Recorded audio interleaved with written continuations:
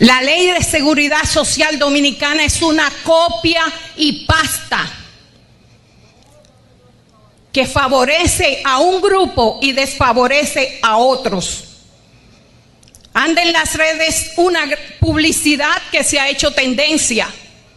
Si es tan buena esa ley, que muchos de ustedes que repitieron en su gestión son padres de ella, si es tan buena, ¿por qué ustedes no están en la tómbola?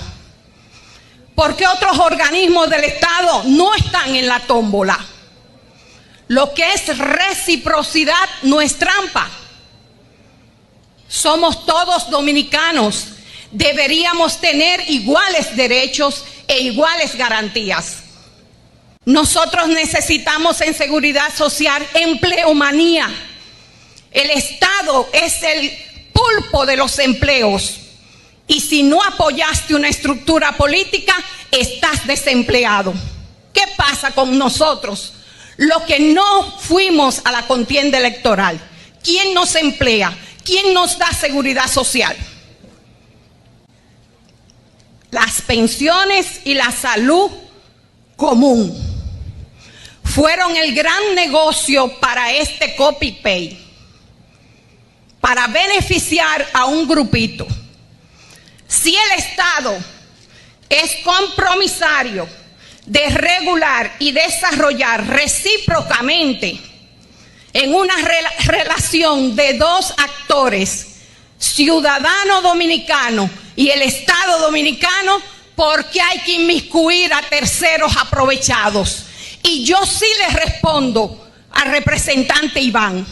Los ciudadanos dominicanos tenemos la percepción de que el robo de las AFP y las ARS debe desaparecer de la verdadera ley de sistema de seguridad social. De ustedes depende que cuando estén desde la... Ya. Ahí está, señores. Tania Báez. Digo, la locutora Tania la Tavera la puso chiquitica, como dice el narrador de las Águilas Cibaeñas. Miren, señores, ya está con nosotros nuestro querido invitado, el licenciado Valentín Medrano. Valentín Medrano es egresado de la Universidad Autónoma de Santo Domingo con maestría y especialidad tanto en la Universidad Eugenio María de Hostos en Puerto Rico como en la Universidad Castilla-La Mancha de España. Es especialista en Derecho Penal, Derecho Procesal Penal, Administrativo, Económico y Financiero, Constitucionalista y lo mejor, amigo de todos nosotros. Buenas noches, mi queridísimo Valentín Medrano. ¿Cómo estás? Buenas noches, hermano. Un placer, un honor estar aquí con ustedes. De antemano, reportarles que no sé si debo bajar más el micrófono. No sé si me están escuchando tampoco. Espero que sí. Ahora yo puedo bajar el micrófono porque me bajaron todo el volumen a mí. Yo no estoy escuchando nada. Así que el joven que me quitó el volumen, que me haga saber, porque yo no lo escuché, hermano. Sí. Lo bajé un poco más. A ver si él me sube el volumen entonces para yo tener el retorno. ¿Lo escucha ahí, Valentín? Se escucha muy poco. Si me dejan subir un chin más, por favor, o dele para allá, usted tiene permiso. Dele para allá. Ahí es que yo voy bien. Ahí. Perfecto. Bueno, miren, yo quiero empezar mi participación en este programa agradeciendo la invitación. Que de verdad, ustedes saben, Rudy, Johnny, Juan Manuel, ustedes saben lo que significa para mí estar en este programa, pero quiero reportar audiencias, porque yo en lo que ustedes estaban tratando el tema previo y durante la participación de la locutora que se la puso chiquita, como usted dijo, a la gente de la AFP y del Congreso. Quiero reportar que un tocayo suyo, Juan Manuel Morel, está en sintonía. Que está reportando sintonía en todos los grupos. También en sintonía, y ahí eso le mandan saludos. Esos son hijos del egregio y caro amigo Rudy Almanzar, el Chavo e Higüero. Mire, Bueno. usted sabe que me llamó un amigo en común de nosotros para preguntarme cómo poder ver el programa, que es el Higüero, el teniente Higüero. Sí. Y yo me puse un poco celoso, porque cuando él dijo que usted va para un programa, hacer un programa, sí, con Fructuoso, y dice, no, con Rudy, digo yo, ahí se te digo, sí, Rudy también, amigo. No, celoso me puse yo cuando Ay. pienso yo que tengo la propiedad absoluta del cariño de esos muchachos y estoy ufanándome. No, pues sí, un programa, voy para allá por un programa, unos amigos. No, pero tengo para el programa de mi papá, ese es nuestro papá. Entonces supe yo que yo ocupaba un lugar no terciario, yo estaba por allá, por la cola, después de la cola iba yo. Eso lo vamos a corregir, eso está entre amigos, eso se va a corregir. Ah, bueno, sí, póngame más cerca. Doctor Valentín, ¿qué es eso de juez itinerante que usted está proponiendo? Mire, hermano querido, egregio y caro, como yo lo decía con antelación, mi idea en la Facultad de Derecho de la Universidad Autónoma de Santo Domingo, en grado, fue hacer una tesis ya al final de la carrera que versara sobre la solución del todavía incipiente, mínimamente incipiente y poco incidente en ese momento del populismo penal, el cual se ha acrecentado, ustedes lo saben perfectamente bien, me encantan los escritos y las posturas asumidas por el buen hermano Juan Manuel Fructuoso, con quien tengo la dicha y la honra de compartir en muchos de los grupos de las redes sociales, de los que valen la pena, como Tertulia Jurídica, presidido por Juan Manuel Morel, que es el más grande humanista, debo decirlo aquí, de la República Dominicana, el más conocedor de los derechos humanos. Y él es humilde, pero él necesita de ese tipo de alimentación. Yo creo que sí, y por eso lo hago. Un reconocimiento público a las dotes del buen amigo Juan Manuel Moreno. Y yo he visto sus escritos y su postura, hermano, y la forma en que usted fustiga el narigonamiento que desde redes sociales, periódicos, medios de comunicaciones en términos general, poder político, etcétera, etcétera, se le da a la justicia en sus dos componentes más importantes, es decir, Ministerio Público y Judicatura. Sobre todo lo que tiene que ver con la Judicatura, que está verdaderamente maniatada, aparenta ser que es un sello gomígrafo, que es un automático decisional de las posturas del Ministerio Público. Y lo hemos visto como, por ejemplo, en los casos más asonados de presuntos actos de corrupción, y nosotros como abogados no podemos hablar sino de presunción en estos casos de la ocurrencia del tipo, porque la Constitución nos obliga a ver a cualquier ciudadano sometido a los embates de un procedimiento penal como presunto inocente. La presunción que podemos hacer ahí es ver a un inocente. 20, 30, 40, 50 personas sometidas a la acción penal, indefectiblemente la carga probatoria que exista, hasta que no haya una sentencia firme, la Constitución nos dice que no podemos darnos el lujo, no podemos darnos el permiso, licenciarnos para ver si no hay inocentes ahí. Y esos inocentes no son tratados como inocentes. La Constitución dice que no es verlo como inocente, no es presumirlo inocente, es tratarlo como tal. Y no es verdad. Después de esa carrera brillante que ustedes hicieron en la Policía Nacional, que dicho sea de paso, escuché de soslayo el tratamiento que dieron al tema de la reforma policial, que yo he cuestionado muchísimo porque es una reforma policial sin la participación policial, algo extremadamente raro. Bueno, pero perfecto. Pero después de esa carrera brillante que ustedes han tenido, que han escrito y podrían darle a conocer a la ciudadanía escribiendo sus memorias, han escrito unas páginas indelebles en cuanto a la investigación científica, policíaca, y en cuanto a dar al traste con la solución de muchísimos casos importantes que en un momento determinado pudieron representar un requebrajamiento del sistema democrático de la República Dominicana. Entonces, esa estela es lo que el artículo 229 reconoce. Se llama la discusión respecto al peligro de fuga. El ámbito de discusión de una medida de coerción es el peligro de fuga. No es verdad que Johnny Rodríguez, mi hermano querido, a quien visité en una ocasión en su oficina y no me brindó nada, prometió a futuro, pero sí a futuro. Pero no es verdad que Johnny Rodríguez no representa la antítesis del peligro de fuga, lo contrario a.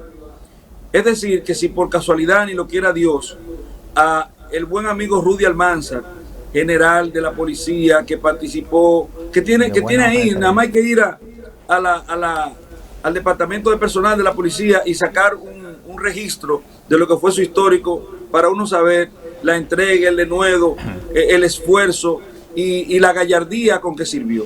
Entonces, no tiene Rudy Almanzar, Johnny Rodríguez, Juan Manuel Fructuoso, Juan Manuel Morel, que nos está mirando, no tiene arraigo suficiente en la República Dominicana. Mire, perdón, no hay que presentar un solo presupuesto. Escúchame que te interrumpa, pero tenemos, entiendo yo, que ir organizando las cosas. Tú sabes que hay una gran responsabilidad en los abogados que están representando a los imputados, que se alejan mucho de lo que es el conocimiento de la medida de coerción y entonces se van a lo que es el fondo.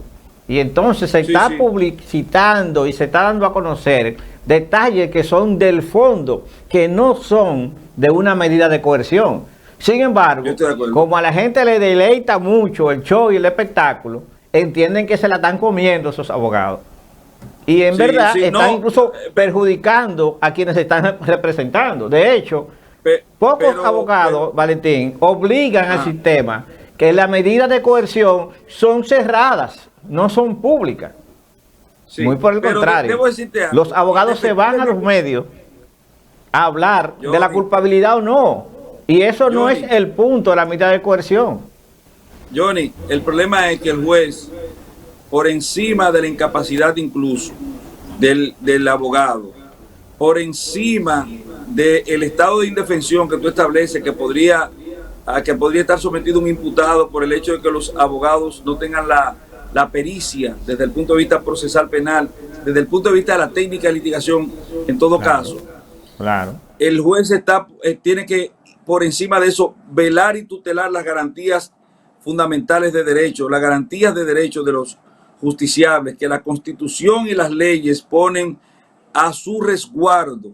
En ese sentido, el ámbito de discusión de la medida de coerción relativa al peligro de fuga, artículo 229 con todos sus numerales, nos establece a nosotros que ni tú ni yo, y escúchame que me incluya, ni las personas que hemos mencionado, tienen la posibilidad de retenérsele peligro de fuga, pero están presos. Muchos de ellos, claro, nosotros no, lo que yo he puesto en ejemplo. ¿Y por qué están presos?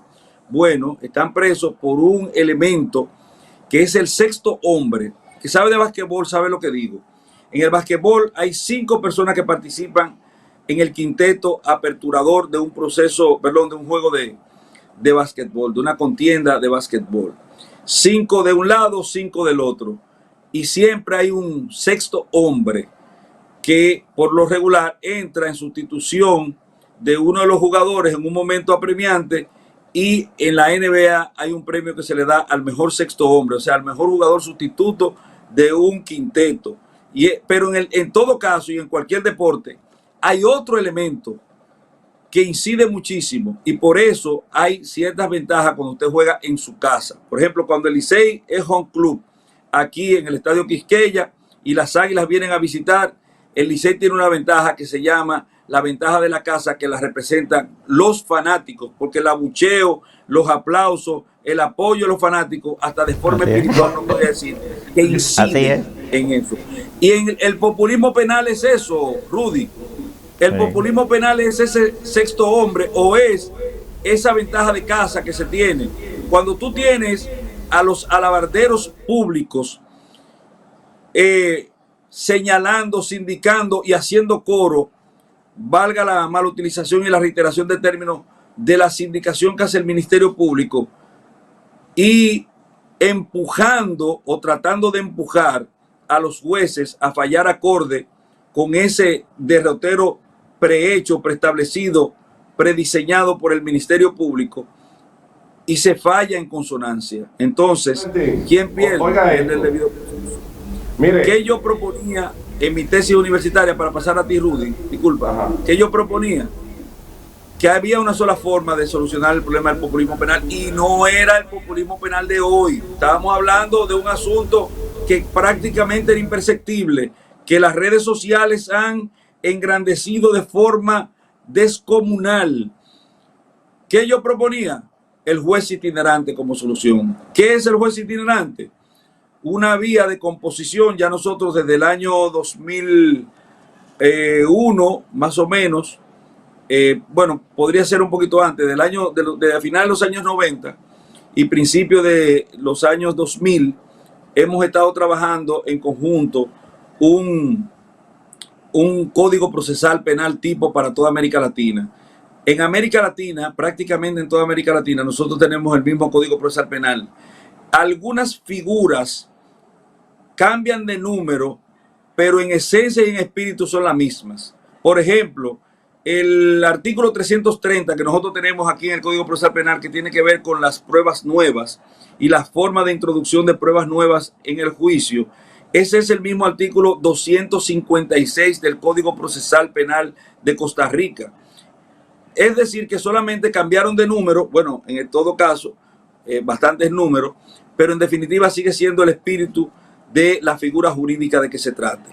Siendo así, no es verdad, y usted lo sabe, hermano Fructuoso, no es verdad que un juez de Costa Rica o un juez de Chile o un juez argentino que vengan a conocer aquí un juicio de corrupción, vamos a poner el caso que usted quiera, ejemplarizar, por ejemplo, el caso Odebrecht, el caso Odebrecht.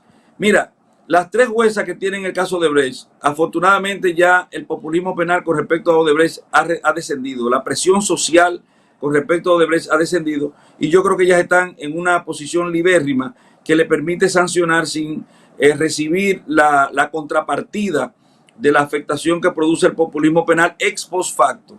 Entonces, en el caso de Odebrecht, imagínate que venga un juez de Argentina, uno de Puerto Rico, que tiene prácticamente el mismo sistema, aun cuando en Puerto Rico hay una simbiosis extraña, porque ellos también tienen en su sistema de procedimiento penal una especie de common law, o sea, heredado por su condición de Estado Libre Asociado.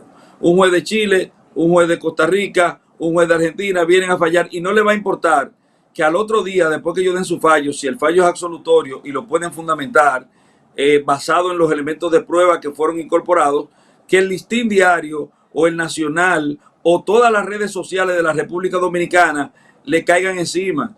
Eso no les va a importar, porque al otro día ellos van a ir a su lar nativo, y en el solaz de la familia ellos no van a tener ningún problema con esa presión que se crea. Yo quiero recordarles que uno de los primeros casos, por lo menos retenidos desde el punto de vista histórico y del que se tienen vestigios y conocimientos y relatos, fue el caso de Jesucristo, que el juez que le tocó sancionar no encontró responsabilidad penal en la sindicación que se le hacía, y él prefirió lavarse las manos, una especie, como dicen los franceses, de laissez-faire, dejar pasar, para no ensuciarse de sangre, para no enlodarse con una decisión que era a todas luces ajena al sistema de derecho y ajena a la legalidad. Y se lavó las manos. Sin embargo, el populismo penal logró la sanción, que es lo que está ocurriendo en el sistema de justicia de toda América Latina. Adelante, Rubén. Precisamente en ese momento nos encontramos nosotros aquí en la República Dominicana, hermano Valentín. Y usted es un orador por excelencia y que maneja los temas con mucha profundidad. Entonces está en dime y direte, o está en veremos la supuesta independencia que tienen los jueces de la República Dominicana, puesto que no solamente es la decisión política, sino también es lo que digan los medios. O sea que los medios influyen más muchas veces que una decisión política. Pero mi pregunta viene versada en lo siguiente, y es precisamente a propósito de la operación Falcón, que viene ocupando los primeros lugares en el rating de la República Dominicana.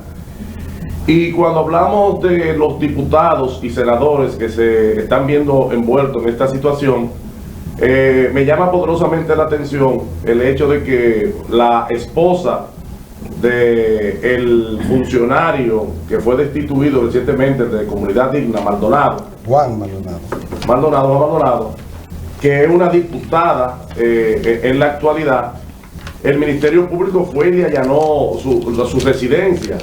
Entonces me pongo yo a calcular y a preguntarle a usted, ¿en qué consiste entonces la inmunidad de los diputados de la República Dominicana?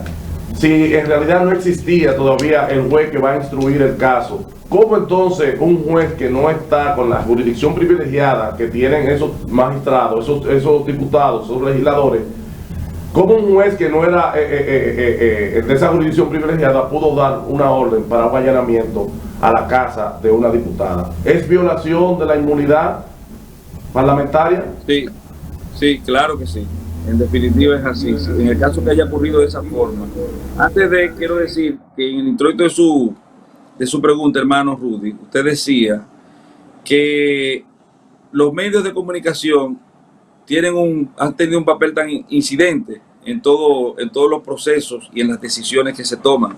Las decisiones embrionarias, porque todavía de los actos de corrupción los presuntos actos de corrupción llevados a los corrillos palaciegos, nosotros no tenemos una decisión. Hablo de Odebrecht, Coral, etcétera, como se le denomine a los casos.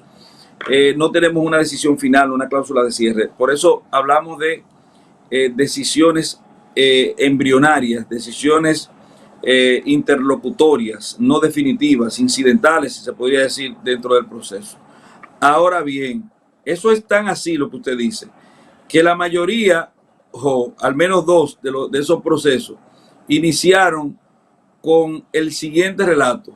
Según un programa de la destacada periodista Raya, fulana de tal, estas personas hicieron tal y tal cosa. Mira cómo empieza una solicitud de medida de coerción. Y eso ocurrió en este país en la actual gestión del Ministerio Público. Y en cuanto a la violación de la inmunidad parlamentaria que establece el artículo 86 de la Constitución de la República, no hay duda de que en el caso de que se haya producido así, es una violación flagrante al artículo 86. Y recuerden que cuando se violenta la Constitución, cuando se violenta un procedimiento con rango constitucional o se violenta un procedimiento de índole constitucional o un derecho fundamental,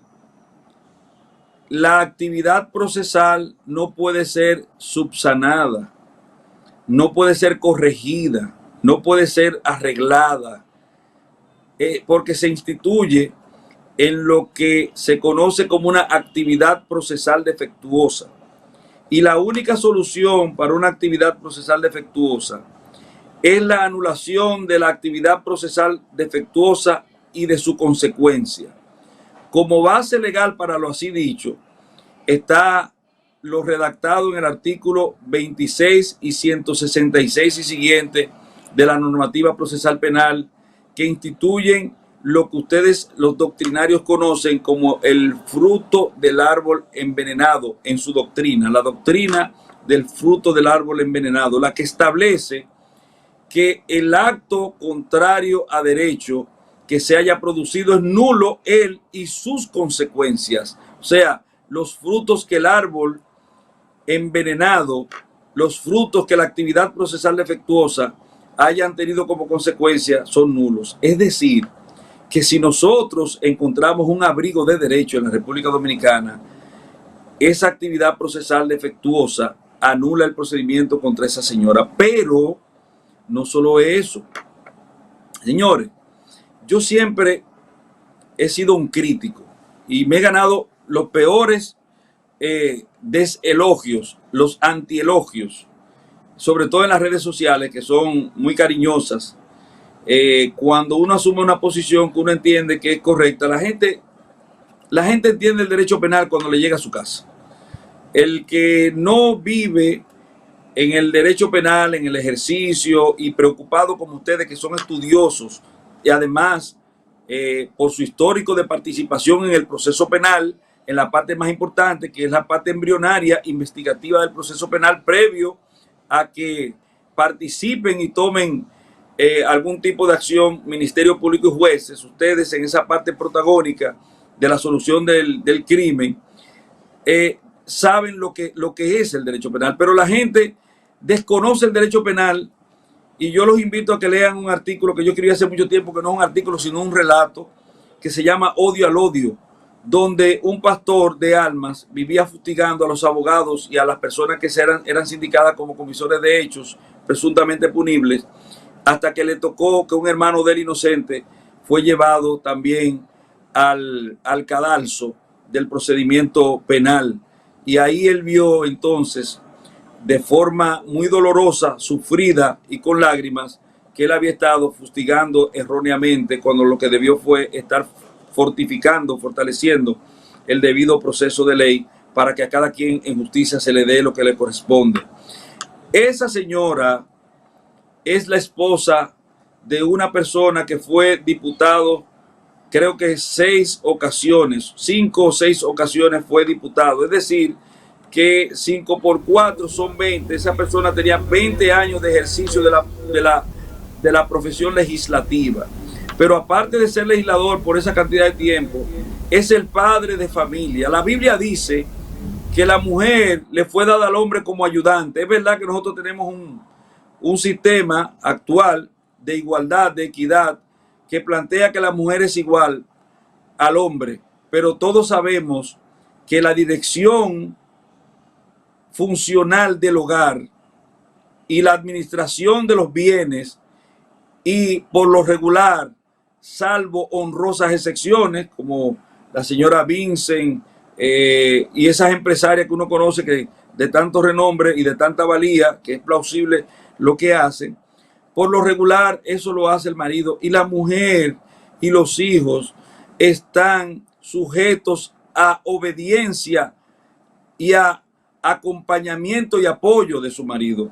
Entonces, si usted ve que aparecen 2 o 3 cositas a nombre de esa señora y él es presuntamente responsable de lavado de activos, señor, no extienda el poder punitivo del Estado a esa señora, que lo único que ha hecho es ser obediente de conformidad con las Sagradas Escrituras a su esposo. Igual que cuando a un hijo, en el caso, por ejemplo, de la pastora, en el caso denominado, creo que Coral, la pastora que tiene un hijo, al que le dice, cámbiame esto, llévame esto, deposítame esto, ábreme esta cuenta. Señor, usted no puede presumirle a esa persona mala fe, usted no puede presumirle intencionalidad. Y todo el mundo recuerda y todo el mundo sabe qué significa, cuáles son los elementos constitutivos de la infracción penal. Y si no hay la intención, si se ha obrado entendiendo que se estaba haciendo algo lícito, sobre todo atendiendo a la figura que te ha dado a ti la ordenanza, que te ha dado el direccionamiento a la concreción de un acto, usted no puede llevar a efecto una extensión, una expansión del derecho penal. El expansionismo del derecho penal es peligroso y es el elemento más corrosivo y notorio de lo que es el populismo penal. Valentín, tenemos un verdugo que se llama el tiempo y nos apremia, pero yo no quiero que se acabe esta conversación sin antes que usted conteste 2 preguntas lo más breve posible y tenga la oportunidad de pedirse de la audiencia. Las 2 preguntas son las siguientes. Cada día que pasa es más recurrente el hecho de que la gente piense que no en el fondo, sino en la forma, el Ministerio Público, creando esos jirones, a propósito del caso Coral, está cometiendo abuso, atropello y está prácticamente recurriendo a actos de tortura. Y lo segundo es el hecho de que en el Seibo, ¿verdad? El Seibo es el de Miches. Miches. Hay 3 bombas, 3 estaciones de combustible. Y a raíz del caso Falcón, las 3 fueron cerradas. Pero, misteriosamente, el Ministerio Público ha dado autorización para que esas 3 bombas sigan operando, pero bajo el control de refinería, en un caso que apenas está en pañales, en etapa embrionaria, y todavía no hay ni siquiera una imputación formal. ¿Eso es posible? Dejo esas 2 preguntas y te dejo la oportunidad también de que te despida. Tú vas a tener que volver, Valentín, porque hay muchas cosas que se quedan pendientes. Y la gente, recuérdate que estamos contra el tiempo, pero la gente necesita oír esa respuesta. Bueno, sí, para mí los girones son chantajes y es una forma de actos de tortura simulado, o no simulado, perdón, es psicológico. Tendente, es como tú le enseñas a una gente el sexto infierno de Dante Alighieri, de la Divina Comedia, y le dice, mira, para ahí que tú vas. Si tú no haces tal cosa, para ahí que tú vas. Pero es violatorio de lo estipulado en los artículos 370 y siguientes de la normativa procesal penal, específicamente el 372. Porque tú no puedes acordar con una persona que tenga similitud en la imputación, en la carga imputacional. Tú lo puedes hacer con una persona que haya cometido un hecho que sea previsiblemente menos grave que el que tú estás tratando de proscribir o de culpar a partir de su delación premiada. En el otro aspecto, la ley, bueno, el procedimiento de incautación de bienes y de administración de bienes incautados no permite este tipo de situación. La refinería no puede tener velo en ese entierro. Eso es muy sencillo. Ustedes conocen la figura jurídica de la administración de los negocios ajenos, de una persona que dejó una casa, se está deteriorando, o una finca que está desmejorada, la persona no aparece, se procura y alguien dice, yo me voy a encargar de eso, y el Código Civil le permite a esa persona y el procedimiento civil la administración de esos negocios ajenos a través de ciertas formalidades. Pero también ustedes conocen otra, que es el secretario judicial, conocen el administrador judicial. Es decir, que el Ministerio Público puede acudir inteligentemente sin la necesidad de afectar, primero, las garantías de derechos, sobre todo constitucionales, de la presunción de inocencia, porque indefectiblemente de que se trate, como en el caso Falcón, porque la gente está hablando del caso Falcón como un caso de droga. El caso Falcón es un caso de lavado de activos. Ahí no hay un solo miligramo de cocaína, ni de heroína, ni de ningún otro estupefaciente.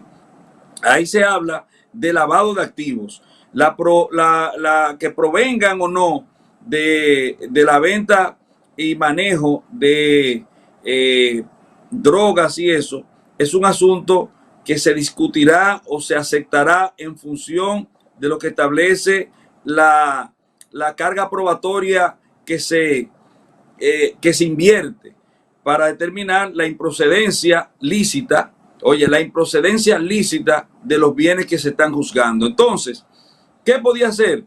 Se supone que eso tenía un administrador, que el administrador que tiene esas estaciones de gasolina no está sindicado, porque si estuviera sindicado en la comisión del hecho estuviera preso. Es decir, que es un simple trabajador y es una persona entonces que a los ojos del dueño, que es presunto inocente, y a los ojos del Ministerio Público, que no lo tiene apresado, es una persona que ha obrado de forma decente en el ejercicio de sus funciones. Por vía de consecuencia, lo normal, lo correcto, es que a través de la Oficina de Administración de Bienes Incautados, el Ministerio Público designe como administrador a la persona que estaba administrando ese bien con las mismas prerrogativas laborales que tenía, solo que disponiendo del establecimiento de una cuenta para el manejo del negocio diferente a la que tenía con anterioridad, salvo que los pasivos, las deudas, no permitan que se cambie del número de cuenta y del banco en que se tiene la cuenta. Después es sencillo hacer el asunto sin esa parafernalia que implica, como usted ha dicho, hermano querido, que se han excedido en las facultades que la normativa le pone a su disposición. Claro, ni el agua. Sí. Bueno, en 30 segundos, Valentín, despídete y de verdad que te agradecemos muchísimo el hecho de que haya compartido con nosotros este tiempo. Pero ustedes son unos verdaderos comesolos y bebesolos, porque ustedes no hacen el programa en vivola, exactamente, para estar de Venezuela. Salud, Claro, salud, salud. Entonces yo con un vasito aquí de jugo y ustedes ya cocteleando. Muchas gracias. Gracias, Valentín. Un abrazo, ¿verdad que sí? Señores, hemos tenido al licenciado Valentín Medrano Peña, un jurista de fuste de la República Dominicana. La verdad que hablar con Valentín es una cátedra siempre. Agradecemos su sintonía y le invitamos para que el próximo viernes a las 9 de la noche esté con Rudy, con Johnny, con Eloísa y conmigo en otro programa de Cocteleando TV. Rudy. Bueno, agradecer la audiencia, agradecerle a nuestro amigo Valentín Medrano, que siempre nos ha apoyado, donde nos hemos encontrado, y eso para nosotros vale mucho, y por eso se encuentra en ese sitial tan importante que es llamado Amigo.